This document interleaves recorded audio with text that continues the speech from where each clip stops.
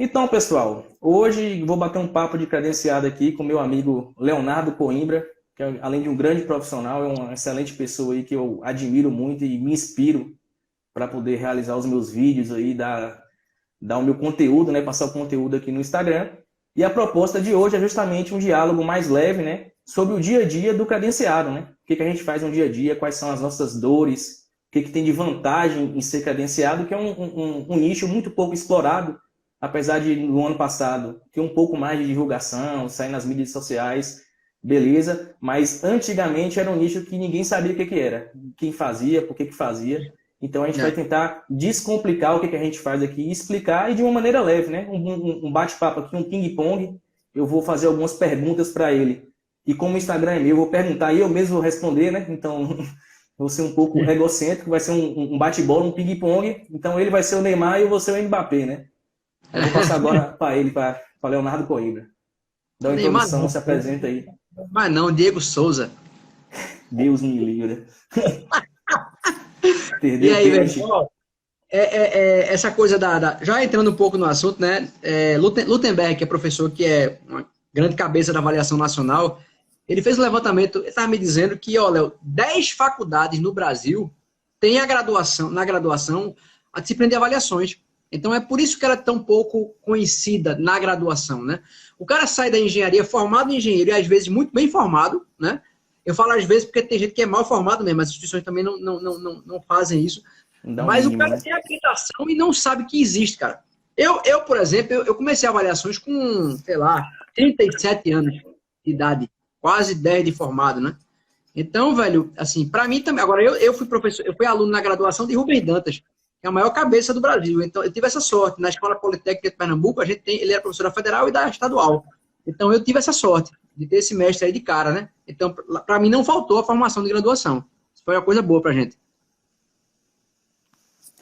Então, pessoal, a gente vai iniciar aqui as perguntas. Eu separei 10 perguntas para fazer para Léo. Conforme eu falei, eu também vou responder essas perguntas. E caso alguém tenha alguma dúvida, queira perguntar alguma coisa, eu vou estar sempre de olho no chat aqui. Se tiver alguma coisa pertinente, a gente vai também tocar no tema para poder interagir com vocês, já que é um bate-papo, né? Um bate-bola. Mete Então, Léo, ficha. vou dar uma lida aqui que eu não decorei o script, não. É Bota sabido. o teleprompter na frente, assim, que ela vai passando a letrinha. É sabido, então, que nesse mundo de prestação de serviços para as instituições financeiras, né, para os bancos, por muito tempo foi pouco habitado e, consequentemente, pouco divulgado. Né? Quem estava lá dentro eram profissionais mais antigos e que não tinham esse hábito de querer mais concorrência para poder prestar esse serviço. Então, me diga aí, como e quando você iniciou nessa vida aí de credenciado, nessa labuta aí de fazer conta por OS, né? Tudo agora é OS. Tudo é esta.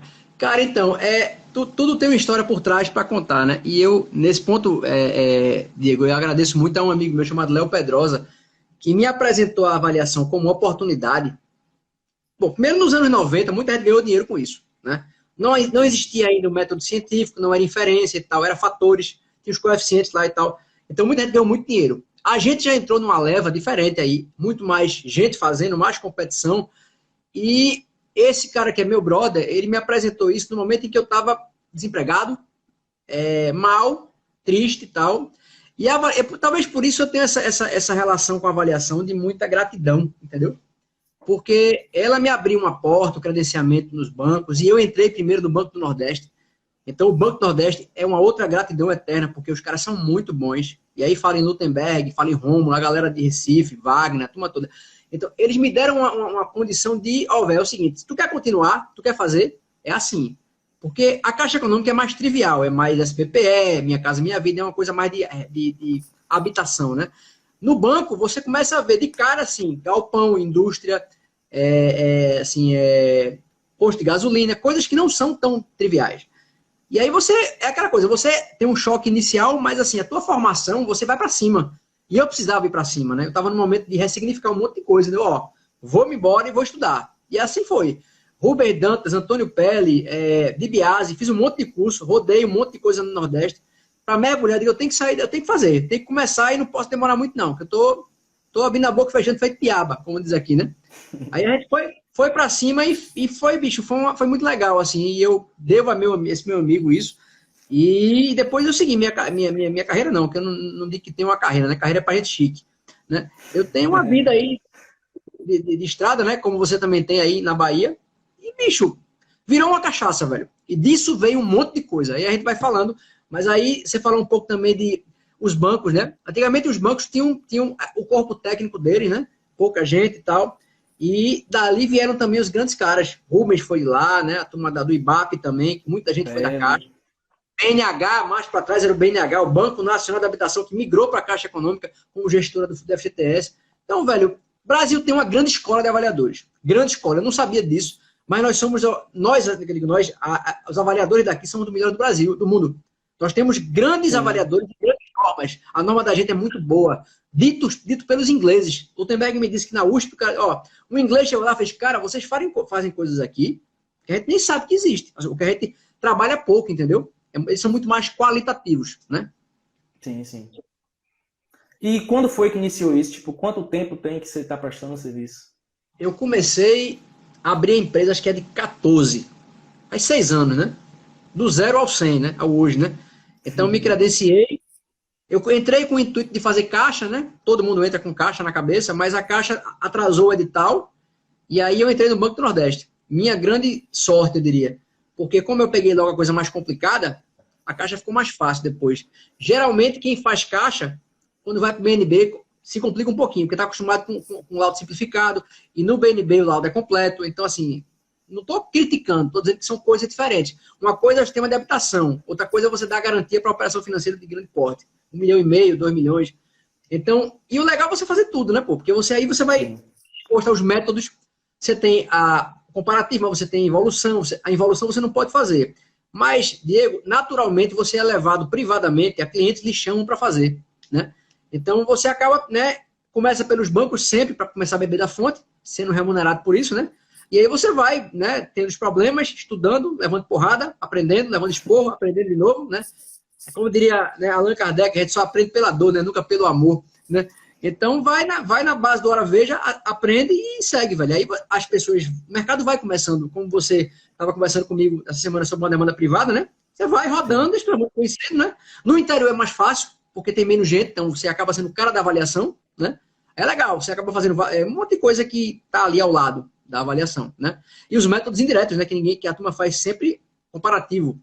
Mas aí tem evolutivo, renda, valuation, um monte de coisa que você é forçado para não ter que deixar de fazer o serviço. Pô, tem uma gleba aqui, velho, de 50 hectares. Não dá para fazer comparativo. Aí eu vou fazer. Pra cima. Senta a bunda na cadeira. Não dá, patrão. Ó, bicho, não sei se tu já viu, essa avaliação, muita gente diz, é uma atividade muito solitária, né? Tu tá no teu escritório aí, vai fechar a live, tem um laudo para fazer. É tu e o laudo, velho. E a bronca para resolver quando dá errado? O cara apertou o calcule, deu 0,42. Puta que pariu. E agora? 11 horas da noite para entregar amanhã. Quem nunca passou por isso, né? Eu acho que você Sim. tem alguma história para contar também. Sim, sim, sim, com certeza. Várias vezes já peguei modelo para ajustar e a cabeça esquentando em nada e tira variável, bota variável, tira dado, coloca dado. E aí o cara tem para entregar até amanhã. Aí o cara para, desliga o computador, né? Vai dar uma descansada para poder a mente, o cérebro reoxigenar. No outro dia, do nada, você abre o modelo lá, você muda uma coisinha ou outra, o modelo está redondo, né? Mas é um 15 fato minutos. que você realmente fica ansioso e que, com o passar do tempo, você vai entendendo, né? Que cada avaliação é uma avaliação, né? Cada É, coisa é uma coisa, como diria os filósofos contemporâneos, né? E aí, é. cada avaliação nova é uma bronca e a gente tem que estar apto para poder resolver os problemas, né? Já que a gente somos profissionais, somos engenheiros, né? E Eu só tava, respondendo a pergunta. eu tava só rapidinho, eu tava conversando com o meu tutor no Banco do Nordeste, foi um cara chamado Paulo Fagner, que é um cara genial também, é técnico do banco. E aí a gente dizendo, eu disse, velho, o que eu digo muito é o seguinte: você fez 1.000 laudos, isso não lhe autoriza a ir confiante para o 11º. Sim, Tu vai assim, sem medo da bronca, mas sabendo que pode ter uma bronca, porque inferência, velho, depende de um monte de coisa. Então você não consegue cravar, vou fazer. Esse é o legal da gente, a gente está sempre disposto a recomeçar do zero, né? O laudo é sempre um recomeço, né? Até uma coisa filosófica isso. sim, sim, sim. Aí tu ia... Inclusive a gente que bota a cara a tapa, que cria conteúdo, vou prestar curso agora, você já tem curso também, inclusive sou aluno de Léo, um curso sensacional, que eu pensava que eu não precisaria mais fazer o curso, mas enfim, você vê como um profissional de outra região, que tem uma outra bagagem, um outro know-how, consegue agregar na vida de uma pessoa que também já tem uma bagagem, né? Então, por isso que eu investi no curso do Léo, junto com os meninos lá do PEC, que também são muito gente finas, né, e capacitados para tal. E é por isso que é importante essa educação continuada, né? Você está estudando para poder, no 21º laudo, você dar conta do recado. E a gente que dá essa cara a tapa, que eu acabei desfocando o conteúdo, né? A gente que dá a cara a tapa, por exemplo, eu peço consultoria. Às vezes eu vou ajudar um cidadão que está com um problema lá no Rio Grande do Sul, está com um problema aí em Carpina, em Pernambuco. É complicado. Você pegar o modelo do cara no Skype junto com o cara na hora, tem que fazer ao vivo. É um negócio que é complicado. Mas, enfim, com a experiência, com a bagagem que a gente tem, com a nossa vivência, a gente consegue, sim, resolver esses problemas de maneira a sanar a dúvida do cidadão, né? Então, o pessoal pensa que é fácil, que é simples você botar a cara a tapa, você apresentar o seu conteúdo, apresentar a sua didática, mas é uma situação bastante complicada. E contextualizando aqui com a pergunta que eu fiz para Léo, eu iniciei nessa vida de credenciado, né? Tem 3 anos que eu tô nessa labuta aí. E ao contrário de Léo, eu já saí da faculdade credenciado, porque eu estagiava numa empresa que tinha um setor de credenciamento. Então, eu fui aos poucos sendo inserido, né? Eles não faziam avaliações, prestavam outras atividades. E eu, como era curioso, eu trabalhava com almoxerifado, eu era curioso, eu comecei a prestar atenção nesse serviço também de escritório, né? Então, eu acompanhava, eu ajudava a elaborar os relatórios de acompanhamento de empreendimento, né? De evolução do empreendimento. E, a partir disso daí, surgiu a proposta de ser efetivado do estágio, eu iria formar, né? E iniciar nas avaliações, já que não tinha ninguém que fazia avaliações na minha empresa. Então, a partir disso daí, 3 anos atrás, eu ingressei, e assim como o Léo, muitas dores, muita dor de cabeça, estudando, tive que fazer um curso na capital, porque não tinha curso aqui no interior, em Vitória da Conquista, e através disso aí a gente foi lutando, batalhando, já fiz mais de 6 cursos básicos, 6 básicos e 2 avançados. E assim a gente vai vivendo aí de maneira a estar no dia a dia, trabalhando e procurando da melhor forma possível prestar esse serviço, né? Essa conta é interessante.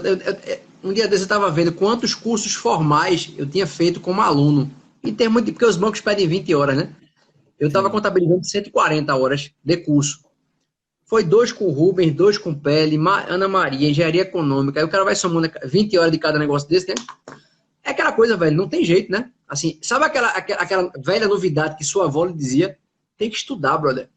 Porque tu não tem pai rico, eu não tenho pai rico, e a gente tem que resolver a parada para amanhã. Então isso, Diego, quando a gente vem da engenharia, que já é uma coisa pesada, assim, dá uma carcaça.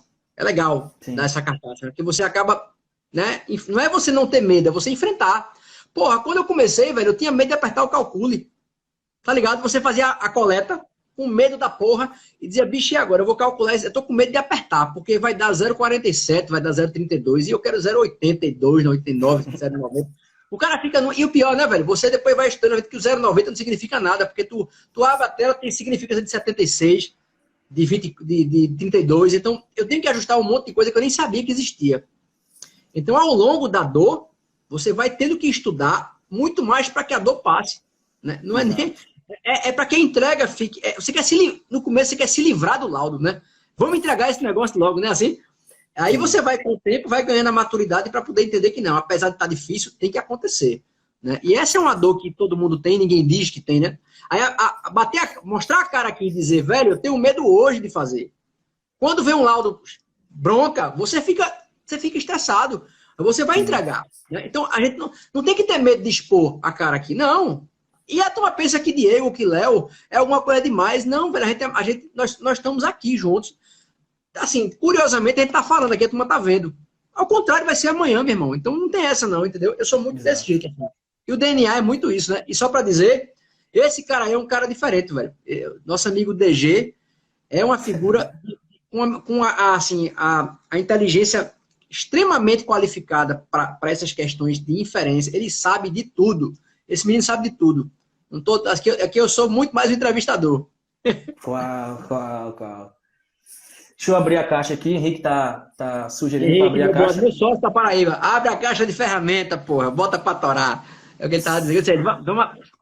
Conteúdo na internet é para abrir a caixa, para sair feito back do usina, aí tanto por trás. Entendeu? É para defender a NASA, né não? Pronto. Vamos para a segunda pergunta, então, contextualizando. A engenharia de avaliações tem um oceano azul de oportunidades, né? Isso é o que muitos dizem, né? Entretanto, é muito pouco divulgado por aí pelas mídias sociais da vida, que para você usufruir desse oceano azul, você vai ter que realmente bater muito braço, dormir de cabeça quente, acordar de cabeça fria, e fazer vistoria, e revisar laudo, e reeditar laudo, enfim. Então, quero saber de você, Léo, quais as principais dores que você enfrentou nesse nicho aí tão pouco explorado? Diego, impressionante isso. A gente falou um pouco disso. Primeiramente é começar só e não ter com quem conversar. Sabe aquela coisa, eu estou 11 horas da noite rodando um modelo que não está nem perto de ajustar, e eu não tenho para quem ligar, brother. Não tinha para quem ligar. Hoje a gente tem muitos amigos e consegue, né? Mas, assim, a angústia primeiro é a solidão. E o laudista, o engenheiro avaliador, ele é um cara solitário. E eu digo a tu, ele tem que ser solitário, por quê? Porque o laudo não tem duas assinaturas. Até tem o privado, né? Mas do banco não. Então, tu percebe que está liberando de repente ali R$1 milhão de recurso público. Então, você é o banco ali. E você assina só, a RT é sua. Então, é uma solidão que lhe protege também das influências de pessoas que não estão sabendo fazer aquilo, que querem fazer de outra forma, querem se livrar do laudo, e você não pode se livrar do laudo. Você tem que alocar o valor, o recurso bem alocado. Então, isso é uma primeira coisa. E aí, esse oceano azul, brother, eu quero te dizer que eu não cheguei nele ainda, né? Acho que a maioria não chegou. Né? Eu ainda estou ali, né, andando pelo mangue para ver se do outro lado sai alguma coisa, né? Mas assim, velho, existe um discurso bonito aí, né? De que ganha muito dinheiro, e eu não vi esse dinheiro ainda, para ser sincero agora. É uma carreira bonita, você estuda muito, você aprende, a gente gosta, e a gente vive disso também. A gente ganha dinheiro com isso, sim. Milionário, velho, não conheço, né? Pelo menos não fazendo as coisas que a gente faz, né? Mas assim, é uma carreira que você consegue atingir uma condição muito bacana se estudar, né, velho? Se estudar. Então, você tocou num ponto aí, Léo, que é muito importante na minha humilde opinião, né? Que é justamente o fato de você estar gerenciando, entre aspas, né, o dinheiro público, né? Então, o dinheiro do banco, da instituição financeira, é você que vai definir, que vai garantir aquela operação imobiliária do banco. Então, por exemplo, para quem quer leigo aí, os meus amigos que estão me acompanhando aí, tem umas meia dúzia aí, quando a gente vai prestar um serviço para uma instituição financeira, um exemplo de financiamento que vai utilizar um imóvel como garantia imobiliária, o nosso objetivo como profissional é garantir para o banco que aquele imóvel, que o dinheiro que está sendo emprestado para comprar aquele imóvel vai ser ressarcido no caso de inadimplência do cliente. Então, por exemplo, o cliente deixou de pagar 3 parcelas, o banco vai solicitar um novo laudo para poder avaliar aquele bem. Então, além de lidar com o dinheiro do banco, que tem que ser um dinheiro que, conforme for para leilão o imóvel, ele tem que valer mais ou menos o que você avaliou, você está lidando com o sonho da casa própria de uma família e também está lidando com o dia a dia de um construtor, né? Ele precisa daquele dinheiro para poder rodar e, consequentemente, construir um novo empreendimento, né? Então, é uma área que é bastante importante e que nós, quanto engenheiros avaliadores, temos grandes responsabilidades e por isso que nós temos que nos capacitar, fazer cursos e, consequentemente, seguir a vida aí, né? Diego, a respeito deixa eu te falar, você deu uma série de ganchos aí. Fala, Hugo Farias, professor Hugo tá aí entrando na live, grande Hugo. Tem uma coisa importante nisso, Diego, que a galera não percebe muito. A turma vai fazendo avaliação, entra, credencia, vai fazendo, pega o carro e vai vistoriar, né? Nós, como avaliadores da Caixa, do Banco do Brasil, dos bancos públicos, nós somos parte integrante da aplicação da política pública, que é de investimento. No caso do Banco do Nordeste, é de interiorização. Então, eu vou lá, você está em Vitória da Conquista, você vai alocar um recurso para o investimento em um galpão. Cara, aquilo vai gerar emprego, renda. Então, você está no meio, como dizem os administradores, de um monte de stakeholders, né? A galera que está envolvida ali para fazer essa economia rodar. No caso da habitação, eu estou alocando recurso para o cara comprar a antiga casa própria. Minha Casa Minha Vida, BNH e tal. Então, de qualquer forma, a gente está alocando dinheiro público, executando políticas públicas. Então, é muito sério isso. E é por isso, gente, que assim, não dá para você fazer um cursozinho de 20 horas que seja e achar que você dominou o mundo. Não é assim. É muito sério. E O cara só vai perceber, Diego, que é sério, quando ele é chamado para responder um CQ de laudo. Um controle de qualidade. Porque você vai com o coração na mão, dá logo um ataque cardíaco, vontade de morrer, toma 4 Rivotril e vai, né? E assim, agora isso é experimentação, você vai pegando uma casca, né? É importante você ter essa noção. Exemplo, os bancos. Pô, BNDES, que vai acontecer agora o credenciamento, eu vou tentar me credenciar, tem nada a ver com o Banco do Brasil, que não tem nada a ver com a Caixa, que não tem nada a ver com BNB nem nada. Então, assim, é preciso ter essa noção de onde você está metido, né? Senão tu vai começar a fazer áreas por bugalhos e dá bronca. Eu criei uma teoria da conspiração sobre o BNDES, viu? Lá pro final da aula, ou da live, eu vou te mandar essa teoria aí, eu quero ver se você compartilha da mesma ideia que a minha. Mas eu criei uma teoria da conspiração. Tem um oceano azul no BNDES, viu? E quem souber desse oceano azul vai beber água fresca primeiro, viu? Quem souber antes, eu vou dar essa dica aqui. Meu tio economista do BNDES foi, né? Eu bati um papo com ele para entender como é que era antigamente. Estou com mais ideia aqui, eu vou te dizer. Então, Léo, para mim, quando eu iniciei, o que mais faltou para mim, que eu mais senti dor e falta, primeiro, foi a complicação da norma. Para mim, a 14653, ela não é uma norma simples de você fazer a leitura e entender o que ela está dizendo. Ela tem 7 partes, tem uma parte 1 que serve de manual para todas as outras partes, ou seja, tem alguns conceitos, algumas definições ali que subsidiam as outras partes. E, na verdade, essas partes não são lançadas em simultâneo. Por exemplo, a 14653, parte 1, atualizou, revisou em 2019. Mas se você abrir a 14653, parte 2, você vai ver que ela vai estar citando a 14653, parte 1. Só que aí vai estar citando justamente o tópico da 14653, parte 1, que não é de 2009, é de 2001. E o número do tópico muda, ou seja, tem vários conceitos com, digamos assim, subjetividade, com informação ruim de entender. Não está objetivo, Exato, não é objetivo e, consequentemente, foi uma das minhas maiores dificuldades, pegar a norma ali e conseguir entender o que a norma estava passando para a gente. Outra dificuldade que eu encontrei, falta de informação. Não tinha informação na internet, eu não encontrava livro em nenhuma faculdade aqui na minha região, então não tinha acesso à informação, muito pouco conteúdo, muito pouco artigo científico de fácil acesso na internet. Então, quando eu ingressei, foi uma grande dificuldade. Além disso, não tive nenhum contato com avaliações na faculdade, nem matemática financeira eu tive na faculdade. Então, alguns conceitos aí que trazem dificuldade no dia a dia do profissional avaliador. Conforme você falou, o Lutemberg disse que já só tem 10 cursos, né? Graduação, na graduação parece que só tem... A última vez que ele fez esse levantamento, tinham 10 cursos aí rodando na graduação. Ou seja, muito pouca coisa, muito pouco engenheiro tem acesso a isso, né?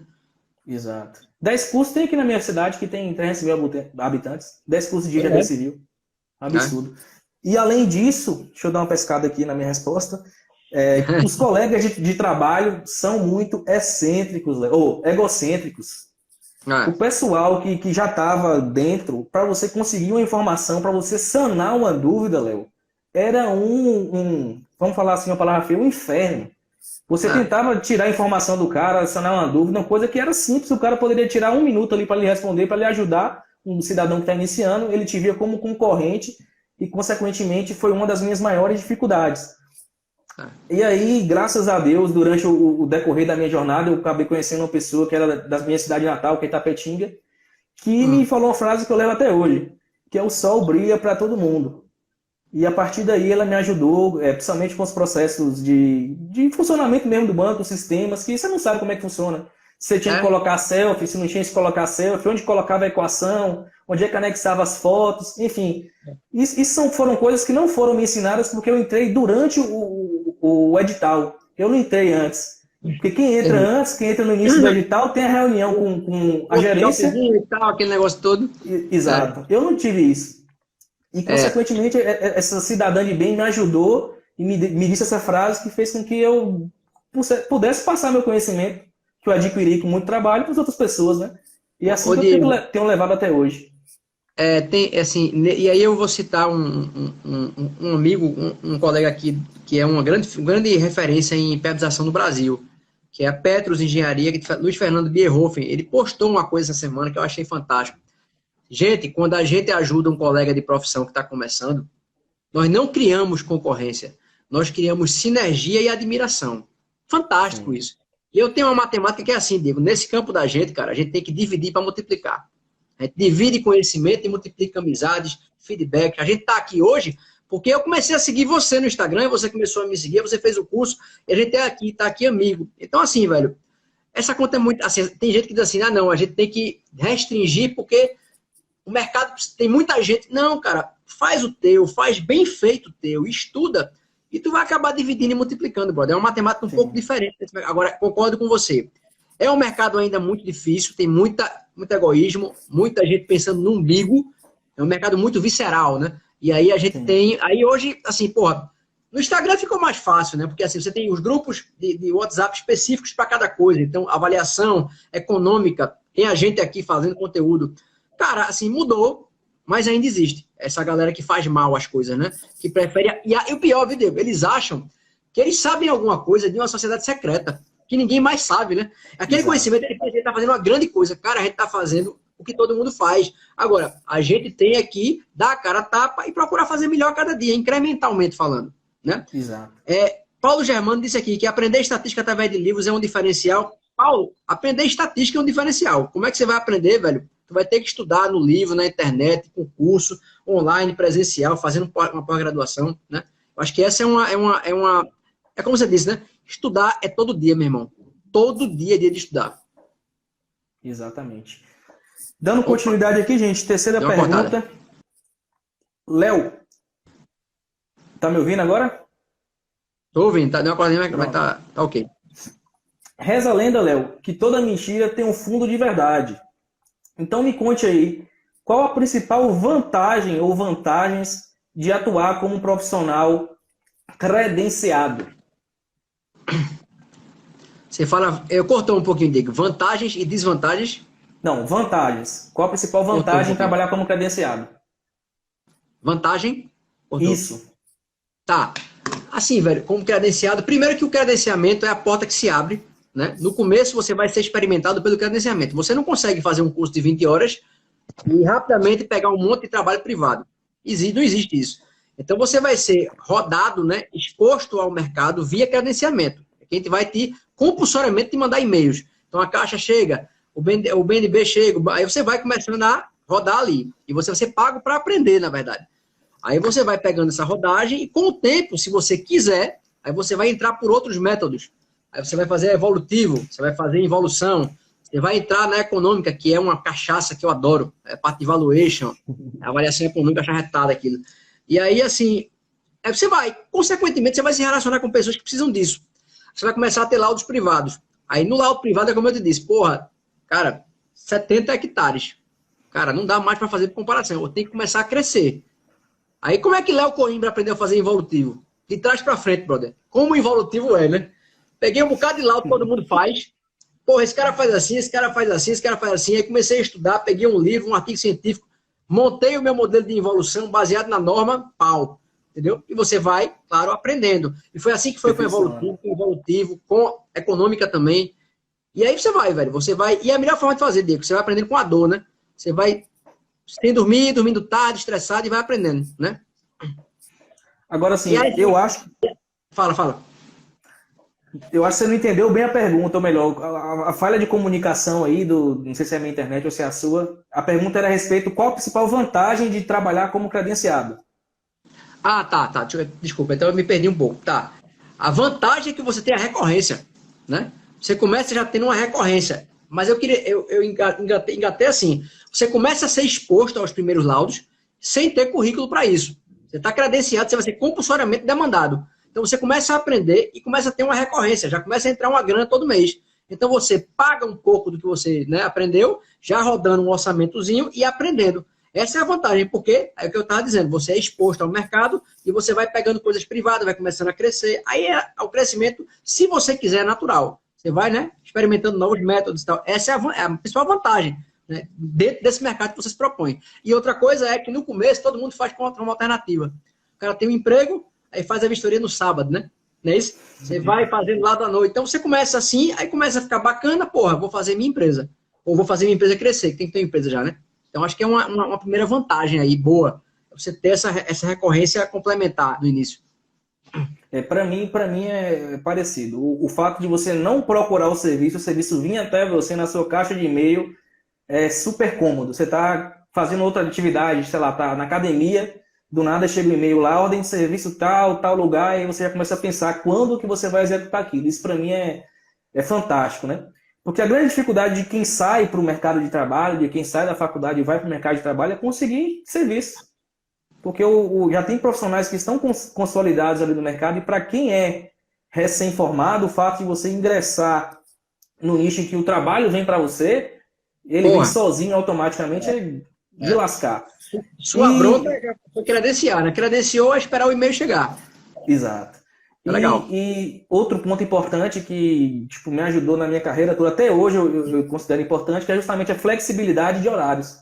Eu consigo montar meu cronograma. Eu trabalho, se eu não quiser trabalhar hoje, eu quiser acordar meio-dia hoje, eu levanto meio-dia e posteriormente eu vejo o que eu faço, que horas eu vou fazer a vistoria, que horas que eu vou elaborar o laudo. E isso é muito bom. Pra você ter ideia, eu concluí 2 pós-graduação e mais um curso de graduação trabalhando como credenciado.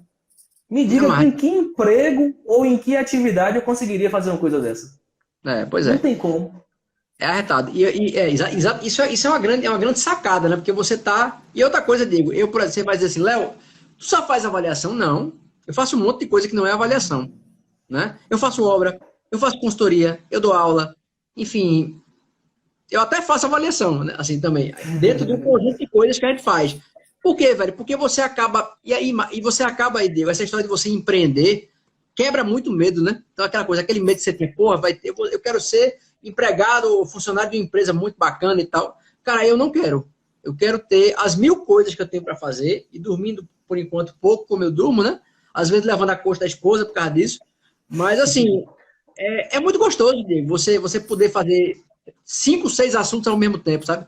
E eu faço assuntos bem diferentes, assim, tipo desempenho, planejamento e tal. Então, a gente trabalha muito por cachaça mesmo, eu gosto, né? É a minha praia. Não acho arretado. Isso é uma outra grande sacada, né? Flexibilidade. Você foi na ferida aí, eu acho. Vamos lá, 4ª pergunta. Léo, conta pra gente uma situação engraçada que tenha ocorrido com você durante a sua carreira de credenciado. Vamos deixar a conversa mais leve. Rapaz, deixa eu me lembrar. Eu li esse negócio, tem uma, eu não sei se ela é engraçada, porra. Mas ela é... Eu fui uma vez fazer uma vistoria aqui perto. Aí, assim, infelizmente nesse mundo, né, os caras pensam que todo mundo é bandido, né? O avaliador é bandido e tal, vai meter dinheiro na mão do cara e tal, e eu sou um cara extremamente duro com isso, né? Aí o cara foi comigo no carro e voltou, né? Aí era um galpão. E o galpão, o cara disse, ó, se essa avaliação não der 1.200.000, pra mim nem vale a pena. Porque, porra, o galpão é muito melhor do que isso aí e tal. E tem aquela pergunta, né, Diego? Ô, mestre, você olhando assim de relance, quanto é que vale isso? Eu digo, rapaz, não sei dizer não, pô, pelo amor de Deus. Eu não fiz pesquisa, não fiz nada. E a gente foi conversando. Na hora, aí quando terminou, assim, na melhor das intenções, aí disse, porque se não for 1.200.000, não dá. Aí eu disse, não, pô, é isso aí, vou fazer a avaliação, você pega o valor, né, e o valor que der, é aquele negócio, meu irmão. Negócio, aí foi a meta que eu falei. Negócio tem que ser bom quando é bom para todo mundo. Mas eu quis dizer assim, quando é bom para o banco e para você, né? Aí ele fez exatamente, deixa comigo. Aí eu digo, puta que pariu. Assim, ele achou que eu tava pedindo toca a ele, né? Aí eu disse, não, pô, não é isso não. Então, eu entendi já. Tá certo. Ele fez assim, ó. Eu digo, miserável. Rapaz, tem umas cidades aqui, cara, aqui perto, que é clássico. O cara vai e leva toco. O cara vai querer lhe pagar um toco. Você tem que ser ostensivo. E às vezes eu não sou grosseiro. Mas eu sou muito duro com isso, né? Mas essa foi engraçada porque ele fez uma careta, né? Tá na minha vibe, né, papai? Inclusive, quem credenciou agora, está iniciando, uma dica boa é prestar atenção quanto a isso, né? Porque o pessoal tenta, como eles são interessados no valor do financiamento, eles tentam de alguma forma te ludibriar, né? Ah, não, vou te arrumar um projeto ali. Quantos projetos eu já arrumei, Léo? Quantos eu fiz? Nenhum. Nenhum, pô. Todo isso promete é uma mil coisas. Quantas vezes o cara diz assim, para lhe agradar, né? O cara tá precisando de uma grana para agradar, ele faz... Me diga uma coisa, amigo, durante a vistoria ainda. Nem fez o laudo, ele fez: ô Diego, tu faz laudo privado? Aí eu disse: faço, né? Aí ele faz: não, porque depois eu quero conversar contigo sobre um laudo privado. Mentira. Ele quer te seduzir para que tu, no meio do laudo do banco, tu faça um laudo privado. Clara, aí eu sempre digo: vamos fazer o seguinte, senhora. Eu entrego o laudo do banco e a senhora faz a operação. Quando a senhora fizer a operação, que não houver mais nenhum vínculo entre eu, a senhora e o banco, a senhora me chama para conversar. Aconteceu as 5 vezes. Sabe quanto laudo eu fiz? 0. Inclusive porque teve laudo que ficou bem abaixo, né? Então aí ela não ficou muito satisfeita comigo, né? Minha história é engraçada, Léo. Tem duas. Você me falou a sua aí, eu lembrei de uma, mas eu vou contar a que eu estava pensando aqui na cabeça. Seguinte, fui fazer uma revistoria, né? Tinha negado a garantia em patológicos no imóvel, né? E aí fui chamado para fazer essa revistoria. Aí eu fui cedo, fui acho que foi 8 horas da manhã, 8h30, não lembro o horário. Eu sei que era a casa de um rapaz que estudou comigo. Tipo assim, pegou poucas matérias, eu não tinha contato, né? Moral da história, quem me recebeu foi a mãe dele. E aí eu geralmente verifico primeiro os parâmetros de garantia, né? Faço todas as análises para posteriormente gerar o relatório fotográfico. Aí eu fiz tudo certinho, daqui a pouco eu estou fazendo um relatório fotográfico, né? Entrando nos cômodos e tirando as fotos, né? Quando eu penso que não, Léo, quem estava abrindo as portas dos cômodos era a mãe do cidadão. E esse cidadão estava no banheiro tomando banho. Ave Maria. Quando essa mulher me abre a porta do quarto desse cara, não tinha uma mulher lá, com os quartos para cima, pelada, Léo. Pelada. Ela pulou da cama, enrolou na coberta. E eu fiquei com que cara para depois analisar, que era bem no quarto dela, que tinha algumas patologias, tinha infiltração, tinha fissura junto ali ao peitoril da janela, né? Então eu fiquei com... Tipo assim, eu puxando a cortina, né, para analisar, e a mulher enrolada na coberta, e a mãe do cara não sabia nem quem era. Vou lhe fazer uma pergunta. E você deu a garantia? Dei a garantia. Tive que dar. Você é o homem de bem. Sanou os problemas, né? Tinha feito a correção, então não tinha como não dar garantia. E teve uma outra situação que foi parecida com a sua, que não é tão engraçada, mas assim, foi uma situação tensa, né? Eu tinha negado uma garantia por uma situação em que a abertura da janela estava na distância em que o corte não permitia, né?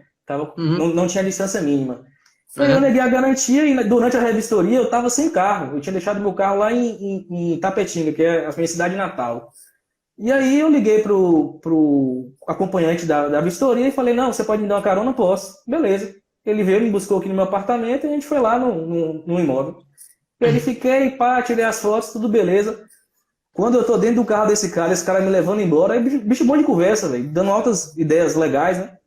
Do nada o cara começa com uns papos errados de que ele tinha matado um cara, que ele quebrou alguém que ele discutiu no condomínio e quebrou no pau, na porrada. E eu, rapaz, esse cara, se eu negar esse laudo de novo, não tinha nada de errado não, né? Mas ele foi para um caminho estranho assim para poder me mostrar um terreno dele e querer algumas dicas do que construir ali, o que seria mais viável, o que eu achava pro mercado aqui de conquista, né? E foi uma situação em que eu fiquei assim eu falei, rapaz, o bicho era policial civil, né?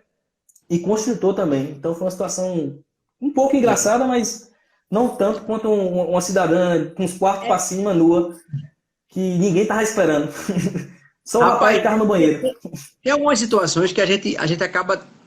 Eu já tenho umas posturas pré-fabricadas, sabe assim, quando acontece um negócio desse. Quando eu estou percebendo que a conversa está encaminhando para um negócio que é desonesto, aí eu já digo logo, é o seguinte, meu irmão, sabe por quê? Porque isso é negócio de bandido. E tu sabe que, porra, eu não sou bandido, entendeu? O banco me paga pra estar aqui. Aí o cara fala, não, mas eu pago o seu almoço, mas não sei o quê. Eu digo, bicho, é o seguinte, eu tô aqui pelo banco, o deslocamento é do banco, tudo é meu, eu não quero porra nenhuma disso aqui. Agora, entenda, eu sei, e aí eu digo, e eu sei que você não tá querendo fazer isso por mal. Agora, se eu aceitar, porra, o bandido sou eu, entendeu? Então faça um negócio desse, não. Vamos esquecer esse assunto, a gente faz o laudo e eu te entrego no prazo. E, por favor, não converse comigo sobre isso mais não, tá certo? Então, assim, às vezes o cara tem que ser extremamente ostensivo, no limiar da elegância e da educação, para o cara não se sentir no direito de lhe cantar, de lhe querer dar o toque, porque isso acontece, infelizmente, e principalmente no interior. Você é muito assim também, já aconteceu comigo também, do cara botar no carro e de repente ir para um lugar meio complicado, né? Aí tinha uma desova, assim, um carro queimado. Eu digo, porra, Aí nessa hora, velho, o cara tem que pisar e dizer, ó, é o seguinte, assim, assim, assim, assim, vamos embora, bora, beleza. Fechou, fechou, um abraço. Né? É muito comum isso, né? De chamar você para uma sala no canto e tal. Eu digo, velho, é o seguinte, não dá para mim, certo? Então, por quê? Porque isso é a vida como ela é, né? E infelizmente, Diego, a gente tem que dizer, tem gente que ainda topa essas paradas. Eu tô fora, Tem, né? tem, tem, É, tem. infelizmente tem, né? Infelizmente, né? Mas tem muita gente que tá nesse mundo aí. Ó, o Gabriel aqui dizendo que é caveira. Gabriel é da velha agora também, é caveira, velho. É caveira. Se não brincar, o cachimbo cai.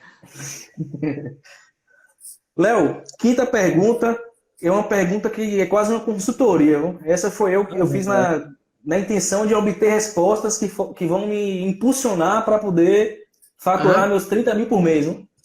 Comprar o meu Opa, Corolla. eu já não vou conseguir responder. Então, eu acredito que a maioria dos credenciados, né, das pessoas que prestam serviço para as instituições financeiras, traçam então planos mirabolantes, ou seja, estratégias para definir o raio de atuação e também as atividades que eles pretendem prestar para a instituição financeira. Porque não é só avaliação, você pode fazer orçamento, pode analisar É. projeto, pode fazer vistoria, enfim. Como você gerencia esses planos aí de região de atuação e quantidade de atividade? Então, cara, assim, tem muita gente habilidosa, né, com esse negócio, né? Eu não sou habilidoso, né? Então, isso primeiro que depende de cada edital. Tem edital que, por exemplo, eu não lembro agora, mas tem edital que diz assim, ó, quem tem que fazer a vistoria é o responsável técnico, né? Então, Sim. como na minha empresa sou eu e minha esposa, então assim, minha esposa não é engenheira, eu tenho que fazer tudo para começo de conversa. Segunda coisa, Diego, é que assim, existem modelos de negócio, eu não sei como, eu não conheço muito, mas eu sei que tem gente que atua no Brasil todo, né? Eu tenho dificuldade com isso, para ser sincero. Por quê? Porque essa coisa de avaliar a distância, cara, é uma coisa muito, muito complicada. Para mim, o laudo completo, vamos lá, o laudo completo, ele pede que você faça um diagnóstico de mercado. Não é assim? E ele, ao Exato. contrário do que pensa, não é para compor, não. Ele é extremamente importante mesmo. E eu já saí de muita esparrela a partir de um diagnóstico microeconômico, para você ter uma ideia. Então, se é assim, como é que eu estou em Carpina e vou fazer um diagnóstico de Ananindeua? Eu não consigo fazer. Então, eu reconheço minha ignorância, certo? Eu tenho um raio de atuação que depende da remuneração da logística. O Banco do Nordeste paga por quilômetro, sei lá, né, do polo onde eu estou. Já a Caixa Econômica, não. Para a Caixa, eu não consigo fazer, né? E eu tenho dificuldade, Diego, sinceramente, assim, se eu não tiver, na verdade, nunca fiz, ter um braço muito longo, terceirizando atividades que eu não estou lá de perto para ver. Ah, Léo, você é centralizador, você é outro school, sou. Às vezes eu sou, e eu não tenho muita segurança de fazer o que eu não conheço, cara. Então, assim, é aquela coisa, você tem que emborrecer com inteligência, né? Eu acho isso. Então, eu estou no meu mundinho, eu não vou ficar milionário com isso, mas os meus laudos eu defendo na NASA, entendeu? E eu É não terceirizo isso. isso, não, entendeu? É isso. E isso é Não sei o se era a principal, resposta né? que você queria que eu dissesse, mas assim, eu não sei, eu queria escutar a tua opinião sobre isso. Agora, eu sou muito ostensivo nessa opinião. Eu não gosto de olhar com o olhar de outros. Eu gosto de olhar com o meu olhar, porque a garantia quem vai dar sou eu. É isso. Eu ainda, conforme eu falei, eu tenho 3 anos só, né? Estou iniciando ainda e pelo fato de eu estar fazendo outra graduação, outras pós-graduações, eu Uhum. iniciei utilizando essa flexibilidade de horários, né? Então eu estudava e eu trabalhava, eu estudava e eu trabalhava, e assim sucessivamente. Então eu ainda não tive tempo de parar para sentar e tentar fazer uma logística ali em que eu possa estar aumentando os meus ganhos, aumentando a minha remuneração com as atividades aí como credenciado. Contudo, eu acompanho, por exemplo, os meninos do PEC, né? Eu achei sensacional um dia desse, não que eu deseje mal de outras pessoas, mas eles fazem um trabalho que eles abordam outros estados, né? Obviamente que É. aqui no Nordeste, lá mais para cima, lá para o Pernambuco, ou Maceió, enfim, nesses estados é mais próximo, ou seja, a área é menor, acredito que dê tranquilo para atender. Mas o que acontece? Eles foram fazer uma vistoria, eles definem um percurso, né? Uhum. E vão fazendo as É. vistorias. E aí Natal, Alagoas e teve uma tal. É. situação em que eles não acharam avaliando. E aí todo o cronograma deles ficou comprometido em função justamente do avaliando que não achou. Porque Vários provavelmente acho pedidos. que era imóvel adjudicado, né? O banco ia tomar, laudo anterior com pouco subsídio, pouca informação, não achou. Então, é um negócio que o profissional que tem interesse em estar escalonando os seus ganhos, né?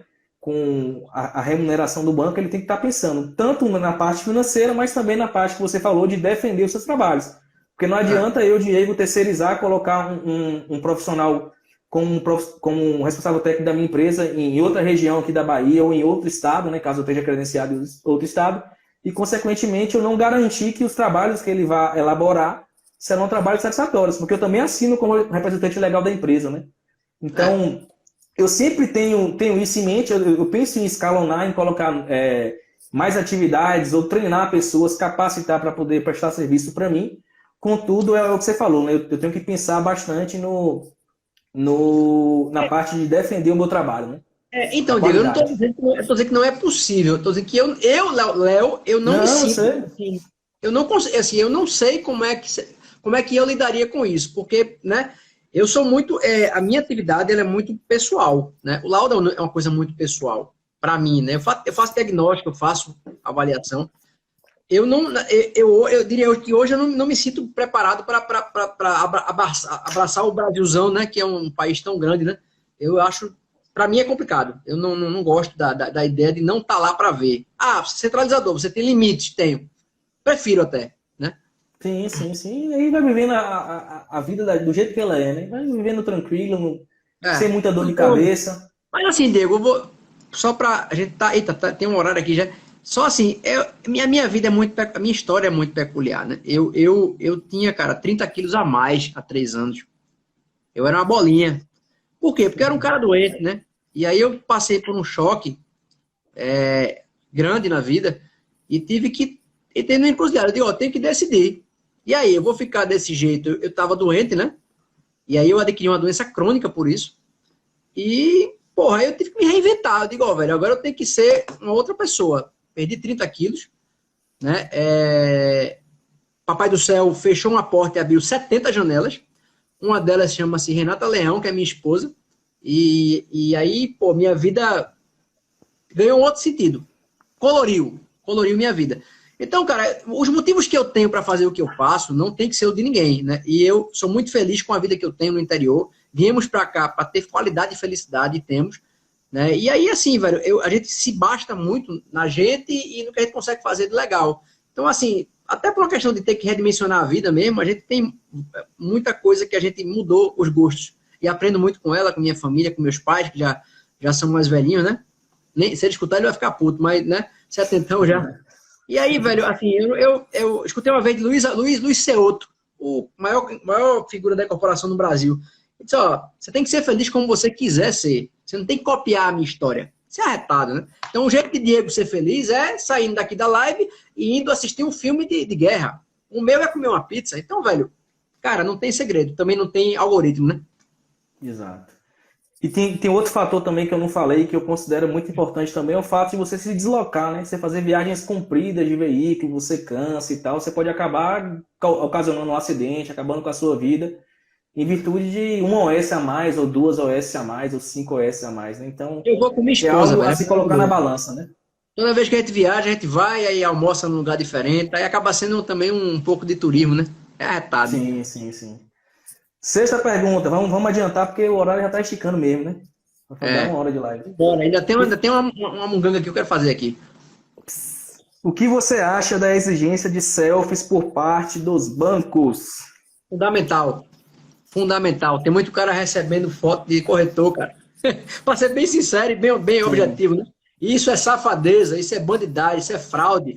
A vistoria do entorno é fundamental. E eu já neguei muito avaliando por causa do entorno. Então isso aí é sacanagem e o cara está sendo escroto. Tem que ser muito, né, muito assim, objetivo, porque não pode. Isso está errado, Exato. Né? Isso é antiético. No meu caso, eu já ingressei, já era cobrado, né? Então foi uma situação em que eu já entrei cobrando, então não tenho muito o que falar. E eu esquecia muito, Léo. Às vezes eu ia fazer a vistoria, esquecia de tirar selfie, voltava para poder tirar somente uma selfie na porta e ficava muito puto. Depois que eu fui entender que era justamente em função desses cidadãos aí que não são de bem, né? São cidadãos de mal, que acabam fazendo coisas que não deveriam, né? Já que a responsabilidade do laudo é de quem assina, né? Léo, 7ª pergunta. Agora Focado, né? É. Queria dar só uma dica aqui. Diante desses problemas, né, com a selfie, eu acabei colocando no meu checklist, exigindo que eu fizesse a selfie, né, para não esquecer. Então foi a metodologia que eu arrumei para poder contornar esse problema de esquecer, por exemplo, de pegar as coordenadas do imóvel, de tirar a selfie e assim sucessivamente. Deixa eu dar só uma dica sobre isso, que é legal. A gente tem um amigo que ele faleceu recentemente, inclusive, Fernando. Ele era piloto da VASP, da antiga VASP. O cara voava daqui para a China, para a Turquia, durante 30 e poucos anos. E aí, velho, quando ele tava passando o bastão, foi treinar um menino novo que foi chegar para voar no lugar dele, né? Aí o menino tava lá com ele e tal, e foi fazer um voo grande. E Fernando, não, né? Gordão, experiente, rodado. Aí, um livro dele, checklist, daquele livro empoeirado dele. E toda vez que ele ligava a aeronave, era aquele livro que ele abria, tal. E o menino enchendo o saco, o menino todo arrogante, né? Ô, doutor Fernando, o senhor não voa há 30 e tantos anos? Vou. O senhor não decorou isso antes? Decorei. E o senhor continua consultando o livro? Por que o senhor sabe tudo isso? É justamente porque eu consulto o livro que o avião não caiu ainda, brother. É aquela coisa, né? É muito sério. E meu pai diz uma coisa, meu filho, a experiência não lhe permite queimar etapas. Faça o checklist, porra. Você não é uma coisa séria. O que é que lhe custa fazer? Faça a porra do checklist. Você vai sempre furar alguma coisa. Não tem jeito, né? Essa é só uma dica porque aprendi com meu velho pai. E Fernandão? Tem uns bonitão que acha que sabe tudo, né? Leva só o telefone e tá. Mas são esses que no final das contas volta. Não tem jeito. Tem um cara, Sétima pergunta. Senhor, velho, cadê teu relatório para preencher? Ele disse, não, pô, aqui é na base da experiência. Eu digo, porra, camarada, pô. Esse é focado. Léo, o que você acha? Essa daqui tem um pouquinho de pimenta, você que gosta de polêmica. O que você acha dos macromodelos estatísticos fornecidos pelas instituições financeiras? Não pergunta um negócio desse, não, bicho. Você tá botando uma situação. Eu não vou dormir hoje à noite. É o seguinte, pô, macromodelo é uma coisa possível. E assim, eu acho que eu sou bocão, não adianta. Os macromodelos da Caixa, em regra, são péssimos. Péssimos, né? Porque, entenda uma coisa, para você construir um bom macromodelo, tem que se fazer uma análise de pertinência amostral. Ou seja, tem que comparar banana com banana, né? É muito diferente um macromodelo, Diego, de uma grande regressão linear múltipla, onde tu pega todos os bairros e joga no modelão. Sabe por quê? Exatamente, Gabriel, a amplitude de 2000%. Exatamente isso. Porque assim, velho, é aquela coisa, pô, Salvador é diferente de Vitória da Conquista, que é diferente de um monte de... Já pensou tu fazer um macromodelo Bahia? E eu vou te dizer uma coisa, estatisticamente, ele pode até ajustar. Ele pode ajustar. Sim. Agora, não fica nada. É o que eu digo, são dois pilares, é a boa técnica e o bom senso. Né? Então você achar, porra, que você vai fazer uma proxy de renda e vai trazer Vitória da Conquista para Salvador por uma renda do IBGE de 10 anos atrás, isso é loucura. Isso é loucura. Vai ver como é que Rubens faz planta de valores. Ele usa sempre variograma de tendência. É um negócio. Rapaz, resumindo, né? Um macromodelo. Quem tiver dificuldade, vá no Google e bote metodologia da superfície de resposta. Vocês vão entender por que é que não dá. A regressão linear múltipla, ela tem limitações dela. E é muito engraçado, né? Você vai fazer uma modelagem, tem hora que você faz, porra, cara, essa variável parecia que era importante, mas não está se comportando bem, né? Mas não é que ela não seja importante, não é porque aquela regressão linear múltipla gerou uma casca que era toda irregular, porque o mundo é não linear, e naquela situação ali não deu para ajustar, né? Então, porra... Problema amostral, né? Entendeu? Banana com maçã. Banana com maçã. Então, assim, em regra são péssimos porque não se tem o cuidado de tratar o macromodelo como deveria. Eu não gosto. Em essência, eu não gosto. Entendeu? Só para ser bem... Eu também não sou muito fã, não. Eu acho que para alguns tipos de mercado, pelo menos os que eu trabalho, funciona até de maneira satisfatória. Por exemplo, Minha Casa Minha Vida. Funciona beleza. Agora, quando você vai para um outro tipo de mercado, para um outro padrão, você tenta trabalhar com um outro tipo de mercado, consequentemente não ajusta direito. Não tem jeito. Você tem que montar o seu modelo e solicitar a gerência, né, que você vai estar utilizando um outro modelo estatístico. E aí me vem Não é que não dê para fazer. Agora, tem limitações ostensivas que você tem que tratar com seriedade. Porque, inclusive, negócios não são fechados, porque o macromodelo também não fecha. Além de ter uma qualidade estatística baixíssima. Só Não é para... isso. O modelo de regressão, o que a gente busca é justamente explicar a variação em torno da média amostral, tá entendendo? Então a gente vai explicar com as variáveis independentes. Mas se você tem vários dados que são de vários tipos de mercado diferentes, de informações diferentes, consequentemente fica mais difícil de ajustar e de minimizar os nossos erros, né? Considerando as condições microeconômicas de cada bairro, e assim, completamente. Aí você vai achar que por conta de uma proxy, ou por conta de uma variável de local, por conta de uma polo valorizante, não, muda tudo, cara, é multidimensional. E aí não é à toa que Rubem Danta vem trazer o conceito de regressão espacial. Pô, é outra coisa, outro mundo, cara, o erro vai lá para baixo. Então, assim, não é bom, tem que ter calma com isso, né? Para não acabar complicando o mercado imobiliário, inclusive. E aí me vem na cabeça, pô, os caras têm um trabalho de, para uma determinada tipologia, ajustar o macromodelo de um município inteiro. Mas por que não segmenta por micromercado, por exemplo? Só Minha Casa Minha Vida. Ou então só imóveis antigos, só casas antigas, só apartamentos em condomínio. Por que não segrega dessa forma? Me vem na cabeça, né? Não tenho ideia por quê, mas enfim, é assim que funciona. Ó, o Gabriel tá falando aqui, ó, dá para ser feito o ITR, que é aquele imposto, né? Imposto Faz território muito rural. de imposto, rural. Pois o que interessa é o solo, e não interessa O que tem em que tem em cima. cima, né? Onde está exatamente. Aí sim, tá vendo? Ele tem aplicações, ele é possível, e para mercado imobiliário ele é temerário, eu diria. Temerário. É preciso ter muito cuidado, dá para fazer, inclusive por georreferência. Você pode georreferenciar um conjunto, aglutinar como sendo perfis parecidos e fazer. Agora tem que fazer o trabalho primeiro, né? Tem que usar um ArcGIS da vida, tem que fazer um monte de coisa que não é feito. Aí vira uma regra, né? A bolsa com 4 milhões de variáveis não significa nada. Eu já vi modelo que tinha galpão, flat. Porra, aí o cara acha que é um para flat, dois para galpão. Pelo amor de Deus, aí realmente, bicho. Né? Vamos então avaliar o mundo, né? Faz sentido, né? Léo, qual a época barra período você teve a sua maior frequência de demanda? E qual a menor? Cara, deixa eu ver aqui. Cara, a menor é sempre no travamento do orçamento público, né? Então, assim, vai chegando dezembro, Minha Casa Minha Vida secou, só vira o ano, janeiro e tal, né? Então, começo de ano e final de ano é meio travado de demanda. Agora, assim, a maior frequência, assim, eu não consegui identificar um padrão aqui na região, entendeu? É muito em função do momento econômico do mercado imobiliário. Bom, entrando um pouco em real estate, né? O mercado tem ciclos, a economia tem ciclos, o mercado que está dentro dela está dentro de um ciclo, e o teu produto está dentro de um ciclo também. Então, tu pode estar num momento bom do mercado, mas o teu produto pode estar saturado. Tu tá entendendo? Então, assim, tem várias dimensões de análise. E se, por exemplo, aqui em Recife teve um excesso de VGV, 65 metros quadrados, 2 ou 3 quartos, né? Enfim, padrão médio até 400 mil reais. Pronto. Esse mercado saturou.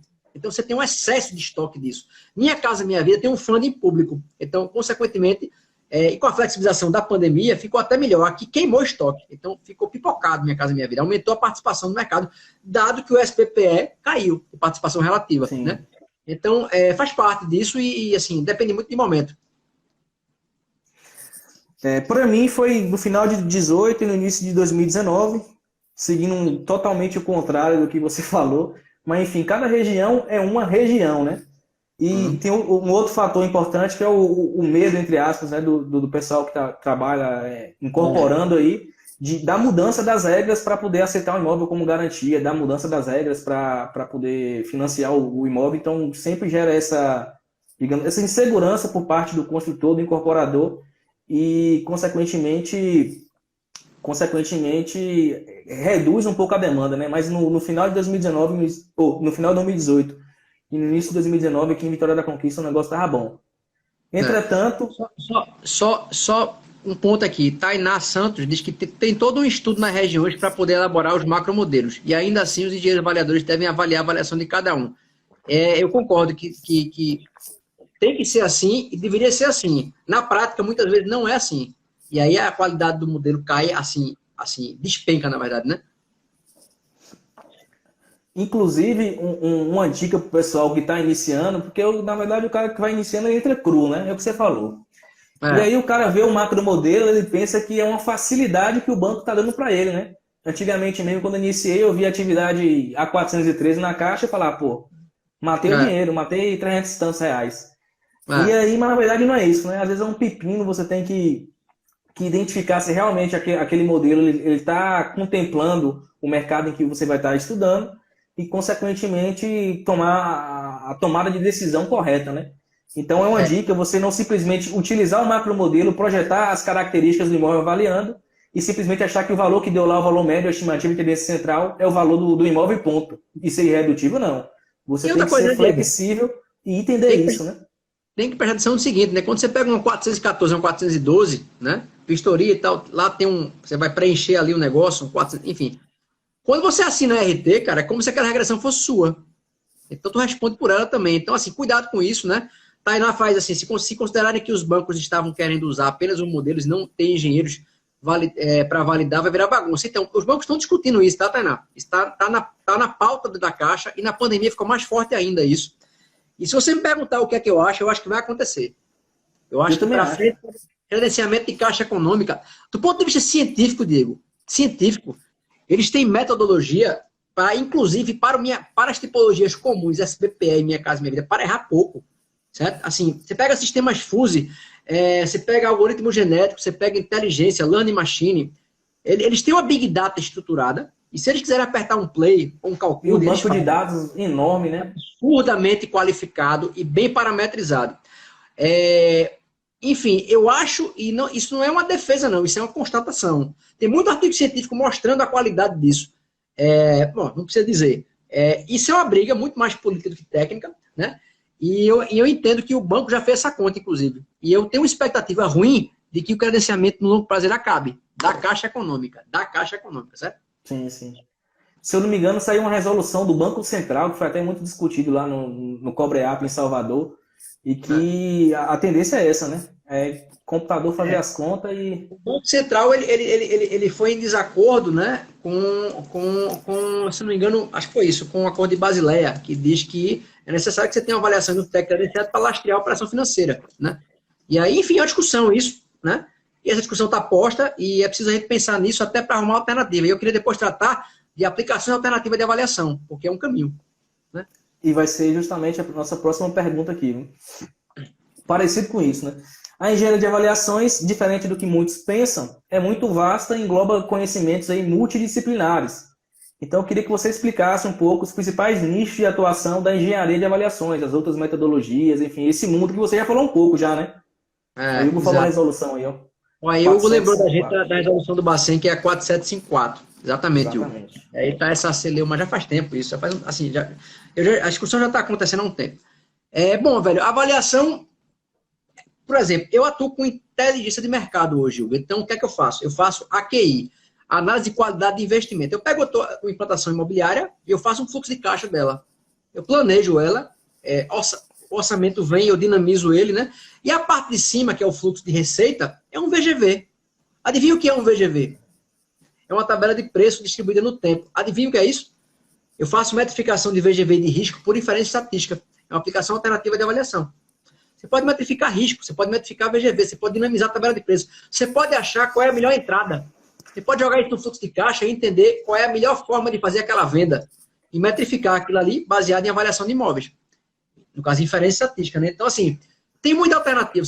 A inferência, ela pode fugir, inclusive, da engenharia de avaliação. Sim. Ela pode entrar... Econometria, né? De qualidade de processo, você pode ver produtividade de equipe. Então, o profissional que tem avaliação e que tem inferência na veia, ele consegue aplicar aquilo de outras formas, né? Então, metrificação de IVV, projeção de IVV, você pode tentar fazer. Depende muito de muita coisa, né?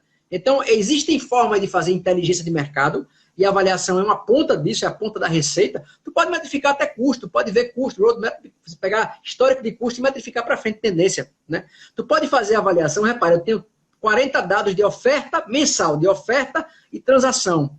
E eu posso ver a diferença disso, a desconto que deu ao longo do tempo. Eu posso tentar metrificar e fazer uma inferência para tentar ver qual é a tendência de abatimento nas negociações. Ela está tendendo ostensivamente de 5% para 10%. Eu posso fazer também. Então, tomar decisão, apoio à decisão imobiliária, entendeu? Não é só a avaliação, não, entendeu? Dá para fazer muita coisa. E essa pergunta foi surgiu justamente a partir de uma frase que eu ouvi de você, né? Você falando que a avaliação, o fato de você prestar serviço como credenciado para um banco, é apenas a base, é apenas não é um fim, é um meio. Ou seja, tem outras metodologias, você pode trabalhar com método involutivo, com método evolutivo, com método da renda. E é justamente isso que eu criei, com base nisso que eu criei a minha teoria da conspiração. Ou seja, eu acredito que esse credenciamento do BNDES não vai vir imóvel Minha Casa Minha Vida, não. Só vai vir pepino.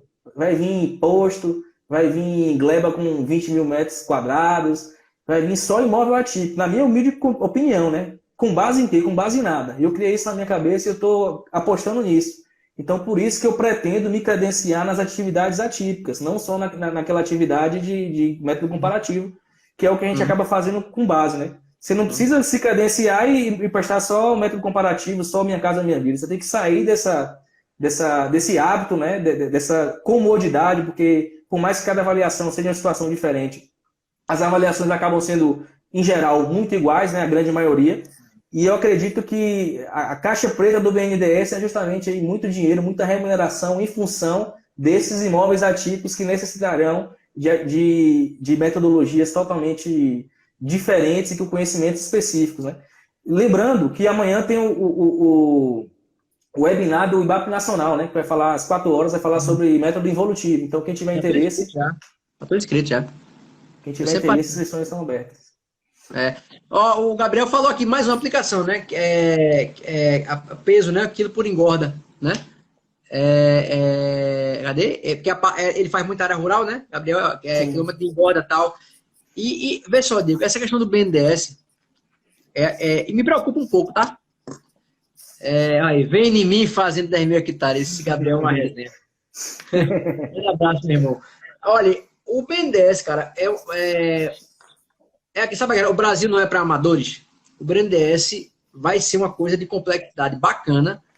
E, assim, a minha expectativa, eu tenho zero dúvidas que vai ser exatamente o que você está dizendo. Assim, é um BNB mais complexo, assim, é muito parecido do ponto de vista de tipologias variadas e nada trivial.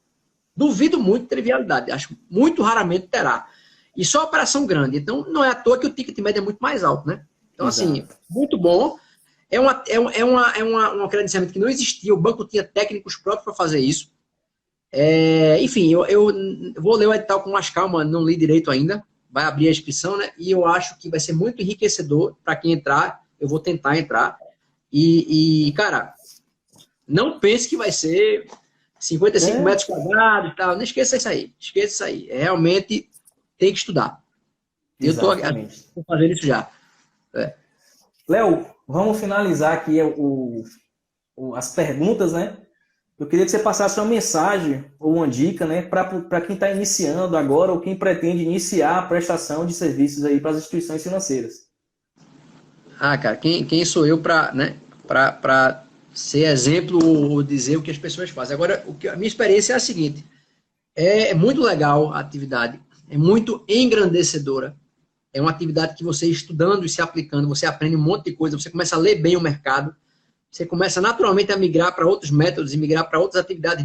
Eu, por exemplo, hoje eu faço a parte de inteligência para real estate. Então, por exemplo, quinta-feira eu vou me reunir com um cara que está implantando um empreendimento de 14 casas de luxo e tal. Por quê? Porque eu gosto. E porque a gente tem parceiros que gostam também. Então, assim, ficar rico com isso, eu acho que nem deve ser o objetivo. Né? Agora, é a consequência, né? É a consequência. Você não pode buscar a consequência na causa. Né? Eu acho que é um pouco isso. Né? Agora, é uma atividade que é muito boa, enriquecedora intelectualmente, e você consegue fazer uma carreira bacana. Não é à toa Lutembergs da vida, Rubens Dantas e tantos outros que são brilhantes aí, né? Enfim, e aí tem vários, né? Então, a minha mensagem é: faça o que você fizer, brother, faça com alegria, faça com felicidade, postura, não perca. Tem uma frase que lembre-se por que é que você começou. Você não pode perder de onde você veio, aonde você quer chegar e nem por que é que você começou. Senão você começa a tratar a consequência como causa, fica difícil, né? No fundo é o quê? Tem que ter caixa, tem que ter coração para fazer a coisa certa, né? E só contextualizando aqui, Léo, ele é um filósofo, né? Além de engenheiro, um grande profissional, ele é um filósofo, ele consegue passar o conteúdo para a gente, explanar sobre alguns conteúdos mais diversos possíveis e automaticamente contextualizar aí com literatura, contextualizar com música, e isso eu acho bastante rico, né, da parte de Léo. E ele falou uma frase que, se eu pudesse, eu não tenho tatuagem nenhuma, né, nem pretendo me tatuar, mas que eu poderia fazer, né, que é tipo boa técnica e bom senso. É o que a gente tem que levar no dia a dia, tem que sempre que pensar não só na técnica, mas também no bom senso daquela situação em que tá acontecendo. Então, a minha mensagem para todos que estão aqui, que acompanharam aqui, deu cerca de 30 pessoas, é que a educação continuada, né? A gente tem que estar sempre procurando estudar um pouco mais, entender novas metodologias, ver novos pontos de vista, porque a forma que eu ensino é diferente da forma que Léo ensina, que é diferente da forma que Lutemberg ensina, que é diferente da forma em que Ana Maria Biasi ensina, que é diferente da forma em que, enfim, N autores ensinam de maneira diferente. E o fato de você ter esse conhecimento, de ver o ponto de vista de outro profissional, é muito enriquecedor, e por isso que eu faço vários cursos básicos ou avançados até hoje. Inclusive, vou fazer o curso do método involutivo lá pelo IBAP Nacional, que vai ser agora no final do mês. Então, quem for fazer também, tamo junto. Então, era isso, gente. Diego, Espero que vocês tenham gostado. Conteúdo específico. A live não ficou com menos de 20 pessoas. E é muito legal ver isso. Assim. A galera tá aqui ó, com a gente, batendo um papo bacana. Parabéns demais, galera. DG Engenharia e Perícias. Esse cara aqui faz conteúdo para torar de qualidade. Certo? Então, assim, eu segui ele e ele me seguiu e ficou amigo, né, velho? Então, assim, porra, Diego, parabéns pelo teu trabalho, cara. Você conseguir a consistência com 3 anos de carreira, você não vai voar, não. Você vai, sabe, pivotar. Eu tô aqui, assim, e não é nem a torcida, eu só quero ficar olhando, né? O seu sucesso e parabéns demais. Você é um baiano, porra, porreta, né? Como se diz, né? Então é isso, pessoal. Agradeço a todos, as 20 pessoas que estiveram presentes aqui. Opa, isso aí, bicho. Eu falei para ele que a última pergunta que eu iria fazer, quem era o campeão de 87, ele me veio com esse panichão aí. Pelo esporte todo. Flávio, Betão, Wagner Basílio, Marco Antônio e João Pedro. Lopes, Ribamar e Robertinho, Nando e Edson. É 1-0. Eu não sei nem falar a escalação. Mas enfim, vocês foram campeão do módulo verde, a gente foi campeão do módulo amarelo e assim sucessivamente. Eu fui campeão em AIA. STF, FIFA, escolha. Campeão por WO não pode não, amigo. Isso aí tá errado. Então é isso, meus amigos. Boa noite. Vamos deixar a live gravada aí no perfil. Vou disponibilizar também para Léo, para ele poder colocar no perfil dele. Acho que tem como, não tem? Eu não sei fazer essas coisas. Tem? Cara, salva lá que eu pego o link. Pronto. Tá correto então. Galera, valeu, gente. Boa noite. Agradeço a audiência. Tamo junto, brother. Pronto. Precisamos, Léo. Estamos à disposição aí. Satisfação poder compartilhar um pouco do seu tempo aqui e passar informação pro pessoal. Valeu. Abraço. Por tudo. Uma vez Flamengo, sempre Flamengo.